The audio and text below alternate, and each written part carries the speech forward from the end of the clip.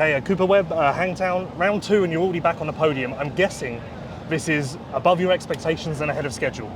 Oh, absolutely, man. Way above ahead of schedule, but got a little help from the teammate going down. But overall, man, that second moto for me was awesome. You know, being back in the mix and in the fight and running that pace for 30+2. And I think 7 days ago I got beat by like 2 minutes in Moto 2, and that time it was, you know, I know maybe it was a different track, but then a few seconds. So I was stoked, man, to make such a big transition in these few days, and even from Moto 1 to Moto 2, we had, you know, I struggled Moto 1, so yeah, I'm stoked. You know, it's something where I think I'll keep getting better, which is encouraging.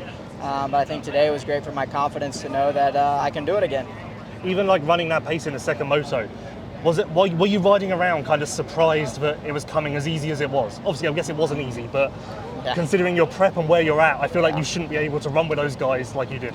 No, for sure, and I think it helped, even though he got me, like being behind Jett that first lap and the second lap, and just seeing how he rode. I just copied his lines and copied the way he rode, and you know, he's like poetry in motion. So it just kind of taught me again quick, like you got to stand, you got to be patient, you got to be light on the bumps, and it just kind of came to me, like you said, it felt good. And then, I mean, it was long. I was suffering, I'm not gonna lie. About halfway, I didn't have much left, and I fought hard, I'm not gonna lie. So I was proud of my effort, and like you said, I think the pace is only gonna improve from here, but for me to, like I said, run the pace and at least be back in the mix with these guys was a huge step in the right direction.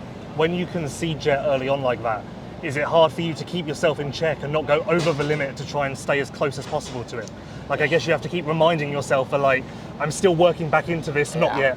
No, it is, you know, and I think for me, I don't have obviously the speed that he has at the moment quite yet. So, yeah, it was more just kind of learning. And like I said, I had AP on me from the first lap, and then he was kind of on my butt the whole time. So it was one of those things that I felt like I wanted to change lines, but I knew what I was doing was working. And then when he passed me, then I had Dylan all over me. So it was a pressure-filled moto, and I didn't make many mistakes. I rode well, I charged hard, capitalized on AP's mistake, and was able to hold Dylan off. And yeah, like I said, overall, I was really, really stoked with that performance. And last thing, obviously I'm new here, but I feel like Hangtown doesn't normally get this dry and shitty.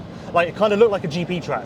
So is this the norm, or is this worse than normal? I mean, I think the last time I raced here was in 21. So yeah, this was really dry for Hangtown. Really, really dry. Usually it's a lot deeper prepped and a little more water. So it was not normal Hangtown for sure. And that's why even I'm pretty stoked. These are not typically my conditions. I like a good rut and some loam. So, but yeah, I think it was not the best Hangtown.